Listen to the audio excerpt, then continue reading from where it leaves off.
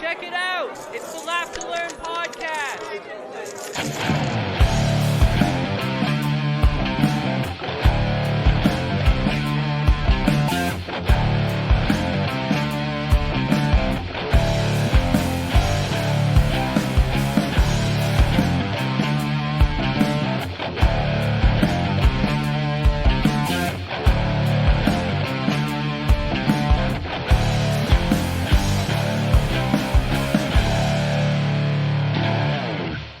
What is going on, everyone? Welcome to the Laugh to Learn podcast. Just scared the hell out of myself because I didn't realize I had an external speaker playing. So when I hit record, a loud sound of my intro played in the room in my studio here. So that scared the hell out of me. But anyways, I hope everyone is having a great week. Welcome to the show. If it's your first time here, thank you for checking it out. If you are a returning guest, welcome back. Of course, everyone knows what to do with a podcast. If you like it, you can hit the subscribe button.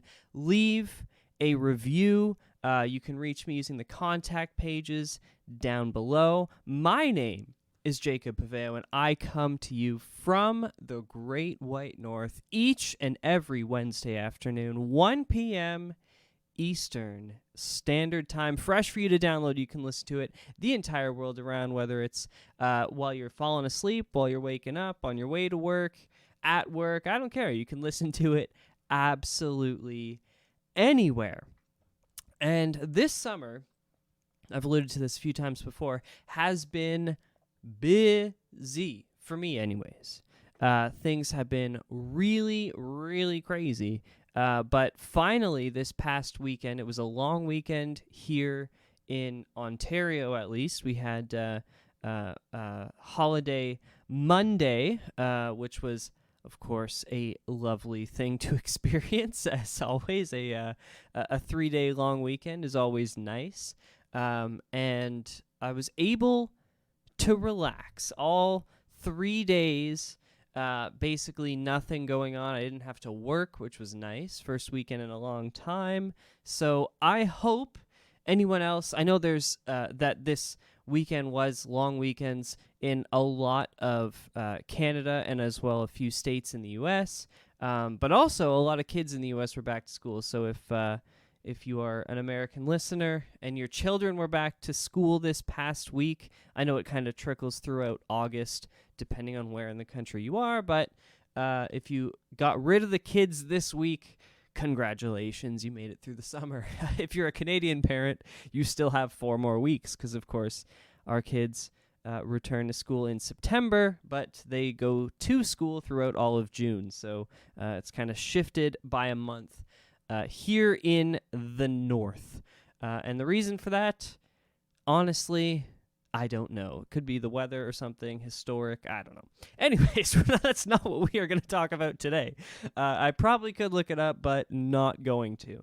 But today, I want to talk specifically, as you can probably tell from the title, about terrorism, which is kind of a weird thing to be like, this would be a good thing to talk about, especially after I closed last week by saying I don't want to talk about any heavy and depressing topics right now because we finally have this break from COVID. But here we are. But the thing is, on Sunday evening, I believe it was Monday evening this week, I was hanging out and I got a Twitter notification. It actually came through faster than Google, which is unusual, but still all right, that Joe Biden was going live with a special announcement. And he announced that officially this time it has been confirmed, Ayman Al-Zawahri, who was the assistant to Osama bin Laden, and Al-Zawahri was the current leader of Al-Qaeda. He was second in command under bin Laden, had been killed by a U.S. drone strike. Now, this is a really big deal because he is the current leader of Al-Qaeda, and he's only the second leader ever of Al-Qaeda, and we'll get to that in a minute, in several minutes. But nonetheless, it was a really big deal, especially so because it was believed back in, I think it was 2010, that Al-Zawahri was killed in a drone strike in Pakistan.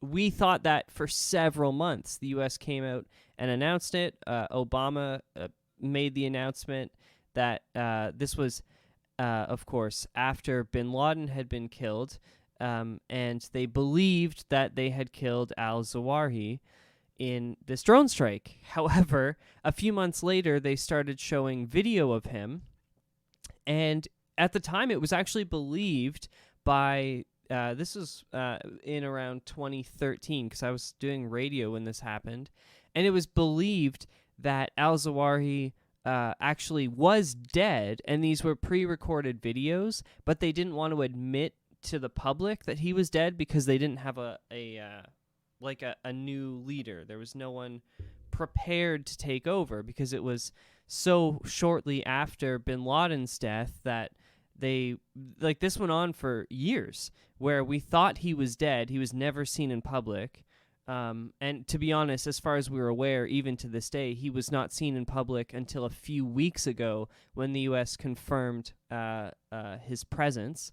But we did notice, eventually it was confirmed he was still alive, but it took several years of us thinking he was dead. So he is now for sure dead. He was killed several weeks ago, and bin Laden, that's the wrong name, Biden, Joe Biden, did confirm that he was killed several weeks ago, and the Americans waited to be certain of his death before making an announcement this time because they've been wrong in the past, which, of course, is quite true. And so in approaching this for exactly the best way to cover it, I found a story by the New York Times. I'm not going to read the whole thing, but if you're interested in the history of Al-Qaeda, I'm going to go through that today, but this story does such a good job, and I'm going to read the first part of it because it gives you some good information, and then I will summarize the rest of it after that. But this is a story from Douglas Martin and Alan Cowell at the New York Times. And it reads, Ayman al-Zawahri, the Egyptian-born surgeon turned jihadist who assumed the leadership of al-Qaeda after the killing of Osama bin Laden and who died at 71 in a drone strike in Kabul, Afghanistan over the weekend, according to U.S. officials, led a life of secrecy, betrayal, conspiracy, and violence, most murderously in the September 11th attacks against the United States in 2001. While bin Laden, who was killed by an American raid in 2011, was widely seen as the terrorist mastermind of those attacks, many counterterrorism experts considered al-Zawahri more responsible. With his white turban and gray beard, his bruised forehead denoting piety from frequent prayer, al-Zawahri had little of bin Laden's charisma and none of his access to fabled family wealth. But he was widely depicted as the intellectual spine of al-Qaeda, its chief operating officer, its public relations executive, and a profound influence who helped the Saudi-born bin Laden grow from a charismatic preacher into a deadly terrorist with global reach. In an interview in May 2011 with the Investigative Project on Terrorism, a research group, Tawfiq Hamid, a former Islamist militant who now studies the subject, said that of the two men, al-Zawahri was a more influential leader. Quote, when you listen to him, you can clearly tell that he has ambition and is dedicated 100% to achieve this mission, end quote. During al-Zawahri's leadership of al-Qaeda, the organization's global influence waned as the Islamic State rose. But the group remained a threat, with affiliates in several countries carrying out attacks, and al-Zawahri, to whom they all swore allegiance, was still one of the world's most wanted terrorists at his death. From his teenage years in an affluent suburb of Cairo, al-Zawahri led a cat-and-mouse lifestyle, serving prison terms in Egypt for attempting to assassinate a president and and Russia for smuggling himself across the border, and hunted by adversaries, including U.S. counterterrorism authorities who had placed a $25 million bounty on his head, a bounty which was never claimed. Yet he always seemed to stay one step ahead, hiding out in the craggy rebouts of Afghanistan and Pakistan's tribal areas. Over time, his aims and ideology evolved from a visceral hatred of secular rule in Egypt, where he, among those tried for conspiracy in the 1981 president of Anwar Sadat, to a virulent campaign to strike the so-called, quote, far enemy, the United States, Al-Qaeda's target of preference. The group's tactical strength lay in its ability to launch spectacular assaults, starting with the simultaneous attacks on the American embassies in Tanzania and Kenya in 1998, and the suicide bombing of the American destroyer Cole in Yemen in 2000, and of course culminating in the attacks on New York and Washington in 2001 that led to the American invasions of Afghanistan and Iraq. In the following decade, American counterterrorism authorities pursued bin Laden and Al-Zawahri, his deputy and chosen successor. Drone strikes decimated al-Qaeda's leadership in a sustained effort to degrade the organization and avenge the September 11th attacks. On at least one occasion, Al-Zawahri was said to have died, only to resurface in the sporadic video and audio tapes that spread his message. In May 2011, a Navy SEAL team killed bin Laden in a raid on his compound in Abbottabad, Pakistan. For more than a month, Al-Qaeda was silent on its future leadership. Then, Al-Zawahri put out a 28-minute video of himself with a rifle in the background and making a chopping motion with his hand. He promised that bin Laden would continue to, quote, terrify America after his death. Blood for blood, he said. Of course, you can continue to read that story. It's a fascinating read.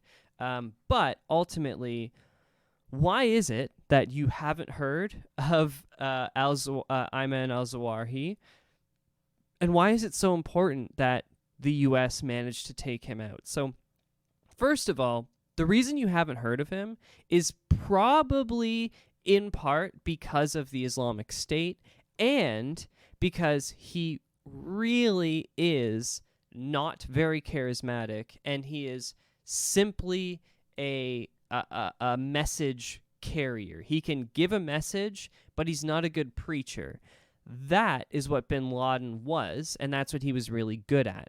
So, what ended up happening here, how these two got together, was bin Laden had Qaeda, which was operating in Pakistan at the time, and Al-Zawahri was in Egypt with his own group, which I believe was called essentially Egyptian Jihad, I think is the English translation.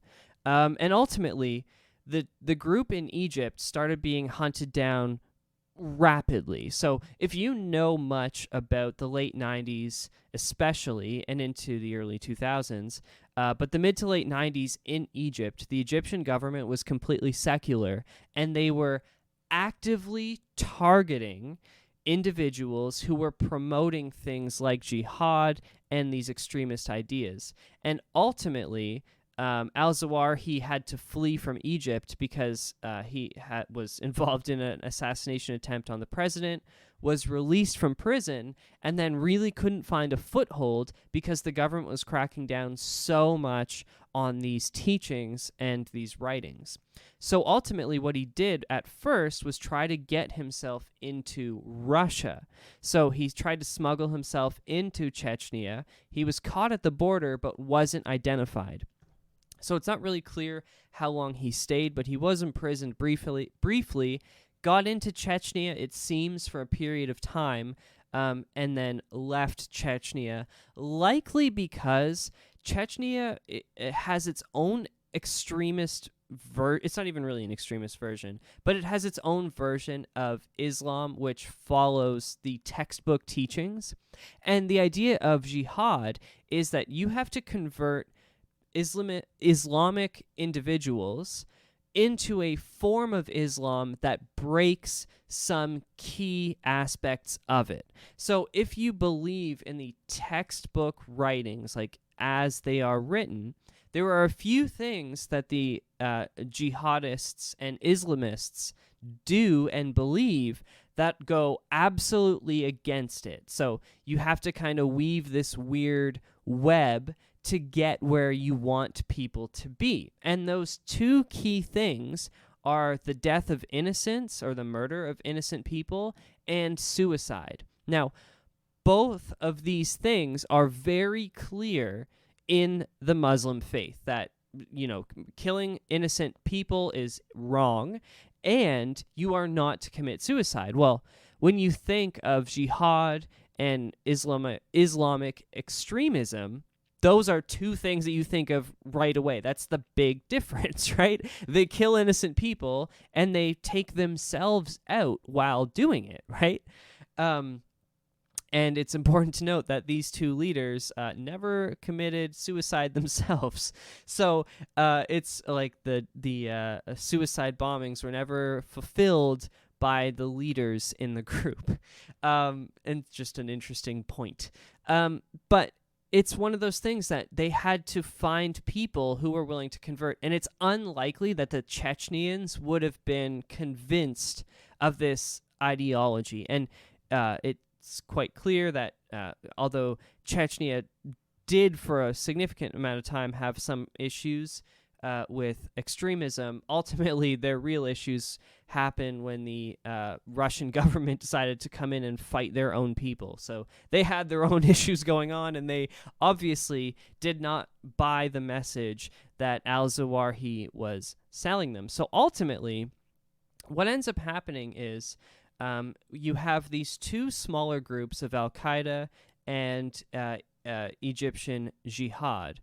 And the two groups formed together because they were both being persecuted, but both leaders could offer something that the other could not. So Al-Zawahri was a former surgeon and an incredibly intelligent man who managed to sell people on his ideology without having any charisma. It's like if you've ever sat in a lecture where the professor just had no personality at all, but they're just so smart that you have to listen to them. Like they're just that, they know that much. They're that good that it's worth going and listening to what they have to say. That's what Al-Zawahri was to these people in the late 90s. And at the same time, you had bin Laden, who was really good at selling a message, but wasn't necessarily the smartest person, wasn't the best at planning his operations. So it was very spread out, it was very sporadic, it wasn't centralized, and it had been under attack for a long time. Well, they formed together, and Qaeda, along with the Egyptian Al-Jihad, formed together to make the group Al-Qaeda, or Al-Qaeda, whatever. Ultimately, the two working together proved to be, from their perspective, the best thing that could have possibly happened, because now you had someone in Al-Zawahri who was smart enough to plan these crazy foreign attacks. Now, the thing was, you had to convince the people following them that these attacks were worthwhile. And ultimately, the way that Al-Zawahri proved himself to Osama bin Laden, because they were kind of working together, but not for a long time. They got along, you could say. But ultimately, what ended up happening was Al-Zawahri knew that he had to prove himself in order to work with this larger group and to prove himself to bin Laden. So what he did was he commissioned a report of the Jewish influence in America, because, of course, the Jews were their number one target at the time, and still to this day remain a significant target of groups like Al-Qaeda and the Islamic State, which, of course, was heavily influenced by the actions of Al-Qaeda.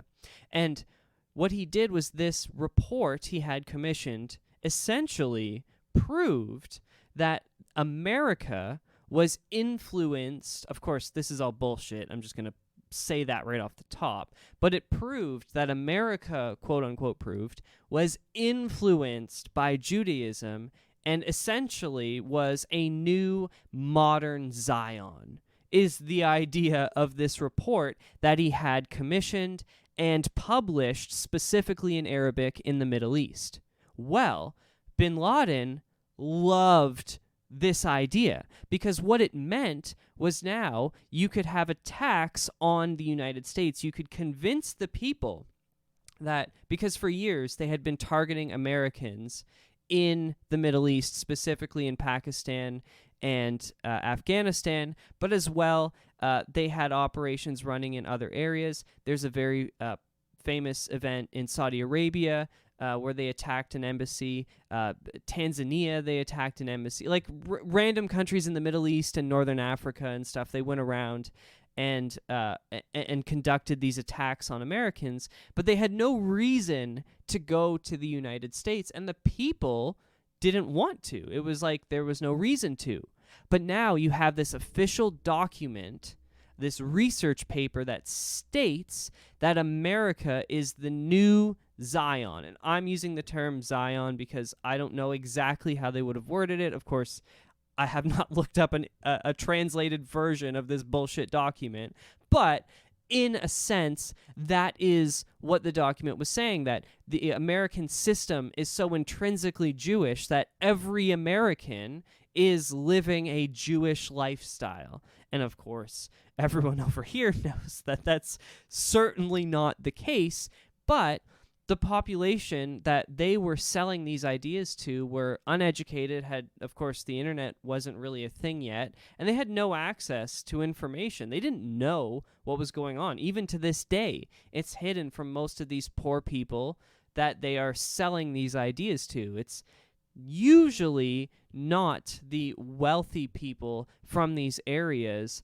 that end up joining up, and nowadays actually it's usually the war itself that's used to convince people to join their cause. However, now bin Laden had a reason to attack the United States. That's when we don't really know who reached out to who first, but that's when the two joined together, and both of their groups created a larger, now known as Al-Qaeda. Ultimately, this is what led up to the foreign attacks and the aforementioned September 11th attacks on New York and Washington. Of course, Manhattan and Washington, D.C., to be specific, but you should have already known that. Ultimately, though, what came of all of this was the war in Afghanistan and ultimately Iraq.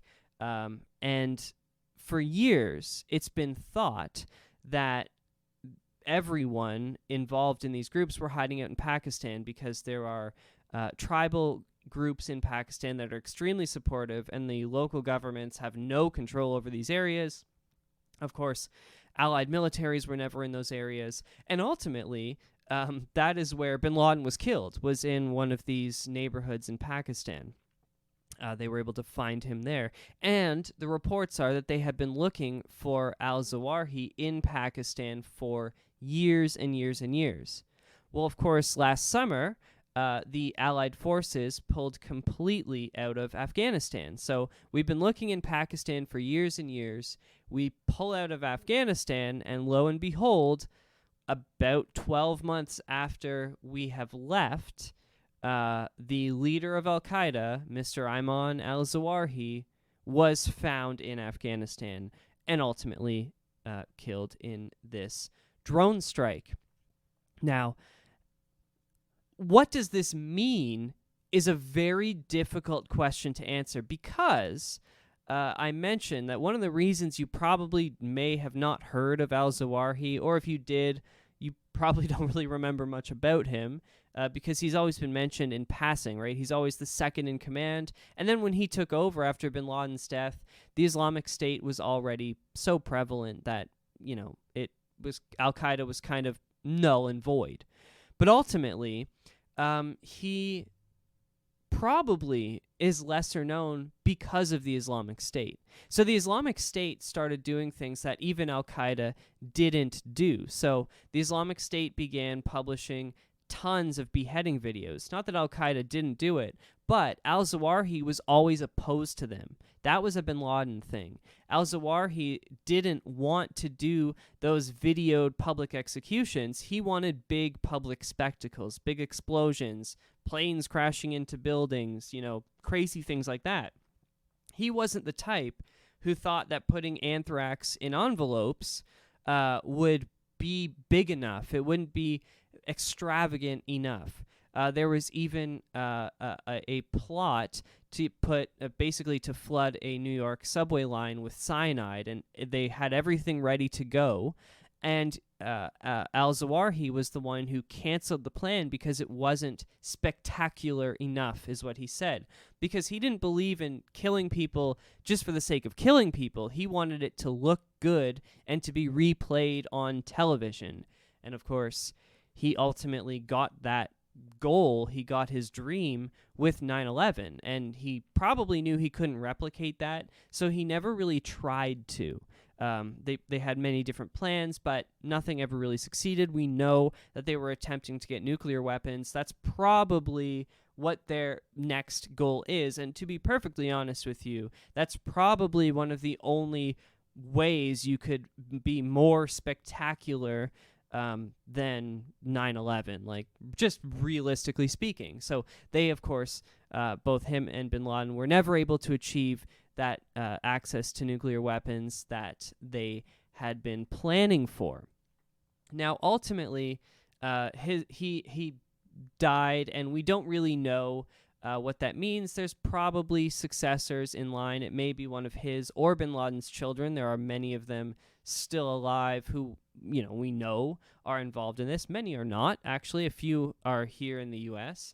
There's a fantastic interview with one of bin Laden's children who's, I say children, he's like a grown-ass man in his 30s or 40s.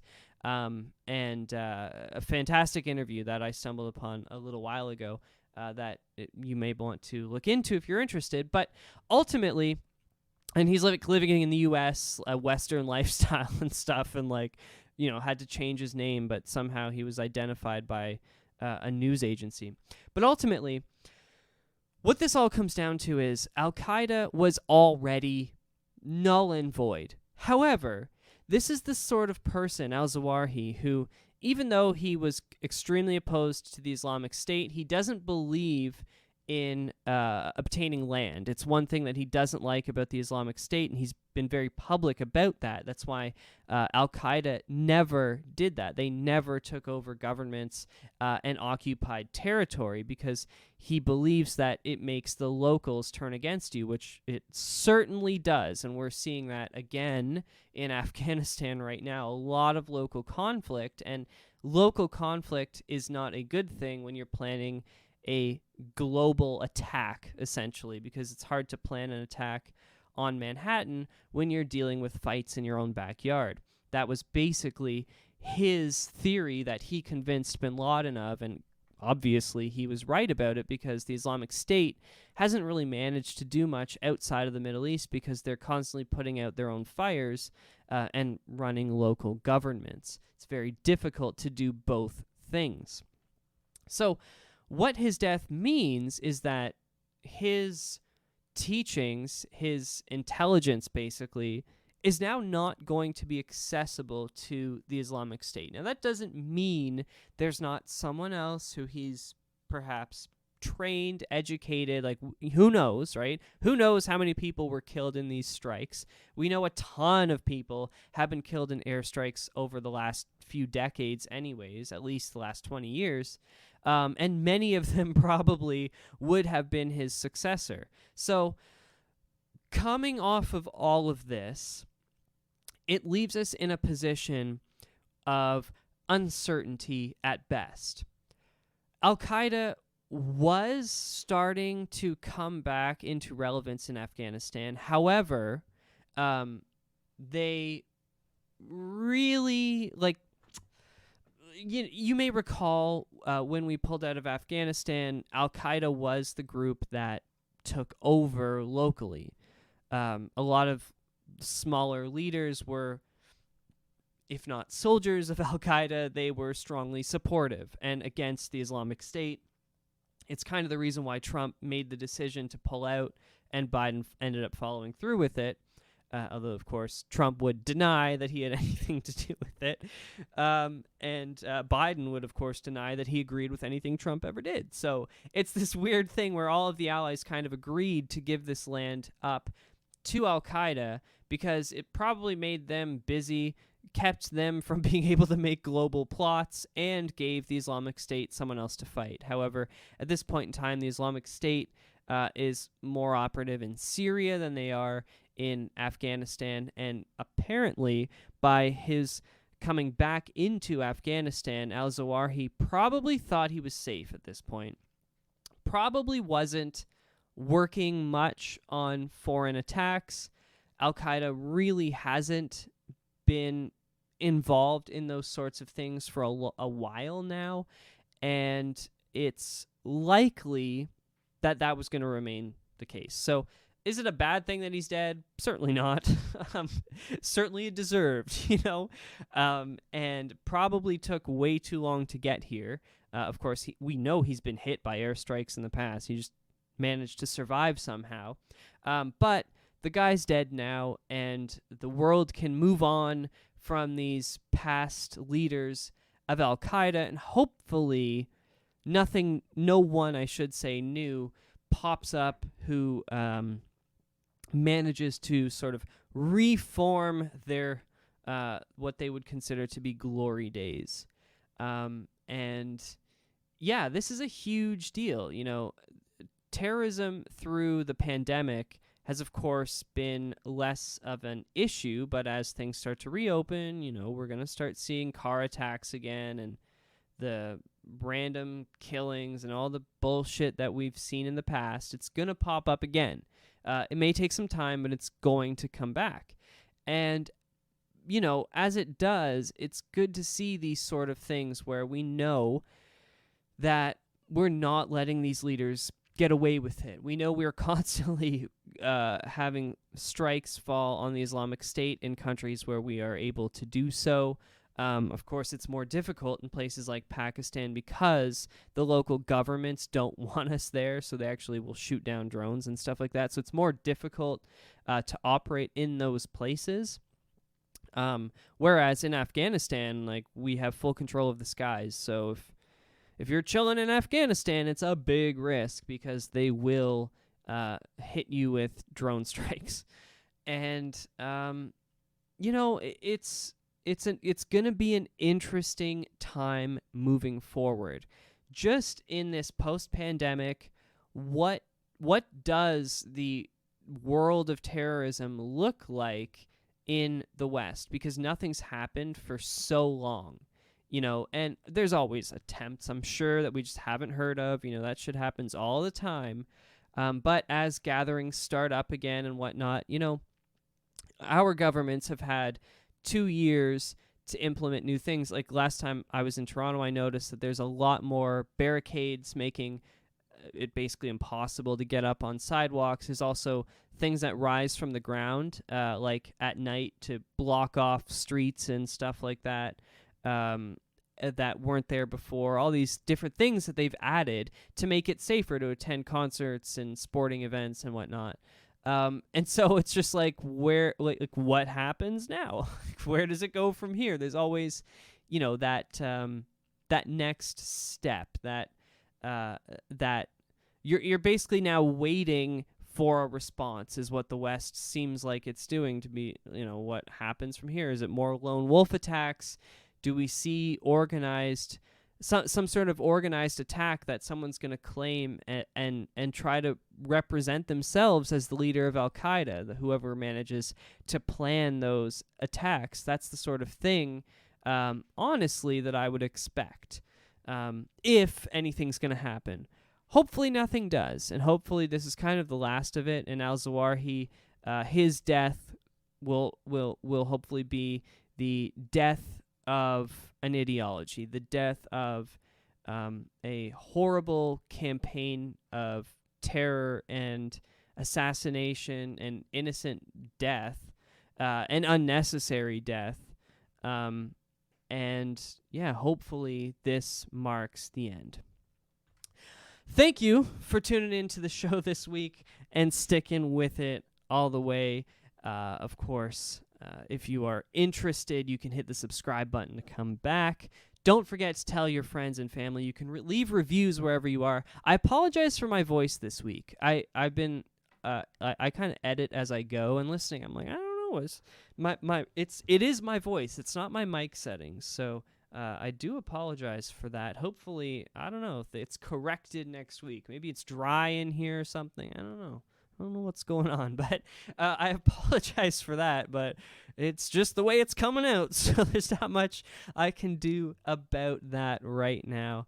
If you haven't done so already, though, you can feel free to leave a review of the podcast wherever you happen to be. That is always great. Great 5-star reviews are great, but if you didn't like it, any review is nice because then I can see your feedback. But don't give me feedback that my voice wasn't good this week because, like I said, I don't know what happened. There's nothing I can do about that. I can't hear it until I hear it back, and when I heard it back, I went, oof. But I got to record, so it is what it is. Either way, I hope every single person's having a great week. Supposed to be some big storms here in Ontario Wednesday, probably around the time this posts.